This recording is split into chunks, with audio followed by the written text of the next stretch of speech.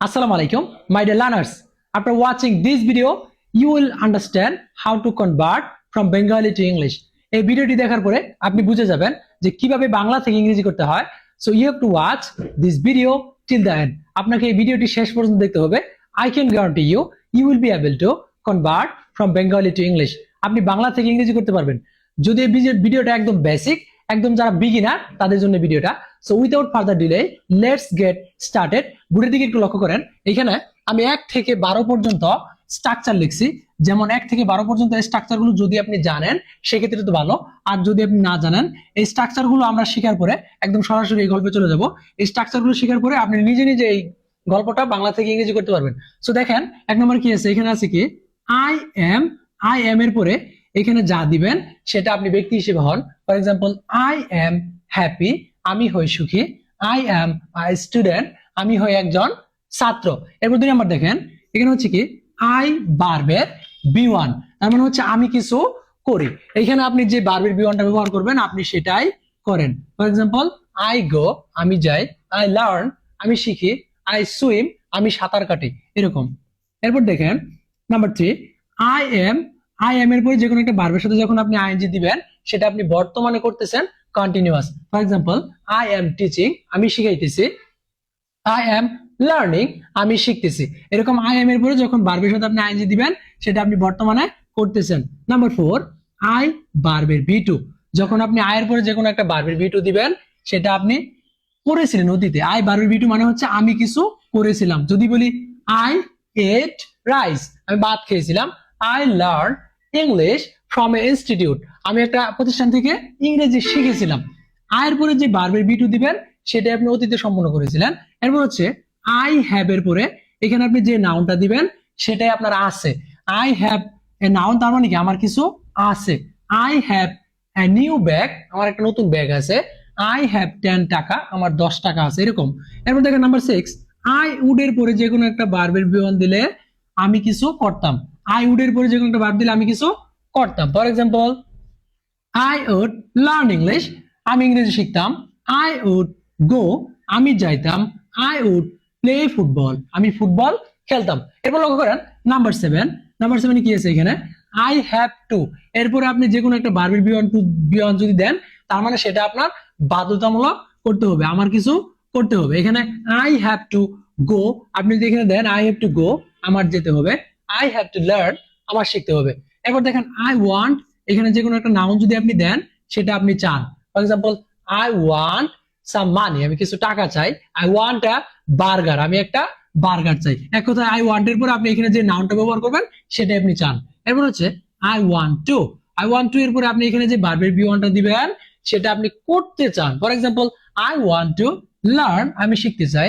I want to play football today, আমি আজকে football খেলতে চাই। এরপর দেখেন আই শুড মানে হচ্ছে আমার কিছু করা উচিত। আই শুড এর পরে এখানে আপনি যে ভার্বের বি1টা ব্যবহার করবেন সেটাই আপনার করা উচিত। আই শুড লার্ন, আমার শেখা উচিত। আই শুড প্লে, আমার খেলা উচিত, এরকম। এরপর দেখেন নাম্বার 11, আই ক্যান এর পরে এখানে যে ভার্বের বি1টা দিবেন সেটাই আপনি পারেন। For example I can speak English, আমি ইংরেজিতে কথা বলতে পারি। আই ক্যান সুইম, আমি সাঁতার কাটতে পারি, এরকম। এরপর দেখেন নাম্বার 12, আই উইল এর পরে এখানে আপনি যে ভার্বের বি1টা দিবেন সেটাই আপনি করবেন, এখনো করেন নাই। দেখেন আই উইল ভার্বের বি1 মানে আমি কিছু করব। আই উইল লার্ন ইংলিশ, আমি ইংরেজি শিখবো। I will go with you, আমি তোমার সাথে যাব, এরকম। আমি আশা করি আপনারা 1 থেকে 12 পর্যন্ত স্ট্রাকচারটা বুঝতে পেরেছেন। এখন দেখেন বাংলা থেকে কিভাবে ইংরেজি করবেন একটু মনোযোগ দেন। এখানে দেখেন আমার নাম আবিদ, তার মানে সে নিজে কিছু একটা। সেক্ষেত্রে কি হবে, মাই নেম ইজ আবিদ অথবা আই এম আবিদ, আমি হই আবিদ। তারপর সেই ছেলেটা কি বলতেছে যে প্রতিদিন সকালে আমি ফুটবল খেলি। এখানে তার কাজ কি, ফুটবল খেলা না, তার মানে সে কিছু করে। সেই ক্ষেত্রে এখানে 2 নম্বর স্ট্রাকচার ব্যবহার হবে। তার মানে কি I I play football every morning, তার মানে সে প্রতিদিন সকালে কি করে, ফুটবল খেলে। এখানে কিন্তু 2 নম্বর স্ট্রাকচারটা ব্যবহার করা হয়েছে। এরপর দেখেন এখন আমি খাচ্ছি, তার মানে সে এখন কিছু একটা করতেছে, চলমান। সেই ক্ষেত্রে স্ট্রাকচার লাগবে আই এম ভার্বের সাথে আইএনজি। এখানে ভার্ব কি, খাচ্ছি, সেক্ষেত্রে হবে আই এম ইটিং নাও অথবা now I am eating.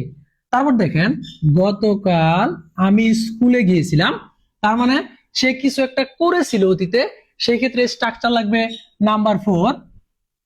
I ভার্বের বি টু মানে আমি কিছু করেছিলাম। দেখেন আই সে গিয়েছিল, তার মানে I went to school yesterday, তার মানে আমি গতকালকে স্কুলে গিয়েছিলাম। এরপর দেখেন আমার অনেক বন্ধু আছে, ছেলেটি বলতেছে তার অনেক বন্ধু আছে, তার মানে যখন আপনি বলবেন যে কিছু একটা আছে সেই ক্ষেত্রে স্ট্রাকচার লাগবে আই হ্যাভ, তার কি আছে বন্ধু আছে, অনেক বন্ধু। আই হ্যাভ মেনি ফ্রেন্ডস, তার মানে তার অনেক বন্ধু আছে। আজ আমার পড়তে হবে, তার মানে তার কিছু একটা করতে হবে, সেক্ষেত্রে স্ট্রাকচার লাগবে আই হ্যাভ টু ভার্বের বি ওয়ান, তার মানে কি করতে হবে, তার পড়তে হবে। I have to study, I have to study today, অথবা today I have to study, কারণ বিকজ আমার পরীক্ষায় পাশ করতে হবে। এখনো তার কিছু করতে হবে, দেখেন আমার কিছু করতে হবে, এখন তার কিছু করতে হবে, সেক্ষেত্রে কি করতে হবে, পাস করতে হবে। তার মানে I have two pass, I have two pass in the exam, আমার পরীক্ষায় পাস করতে হবে। এরপর দেখেন আমার একটি নতুন ব্যাগ, আমার একটি নতুন ব্যাগ কিনতে হবে, তার মানে তার কিছু করতে হবে, সেই ক্ষেত্রে কি হবে, আবার আই হ্যাভ টু কি কি করতে হবে, কিনতে হবে, কিনার ইংরেজি কি হবে বাই, এখানে ভার্বের বি ওয়ান ব্যবহার করা হবে।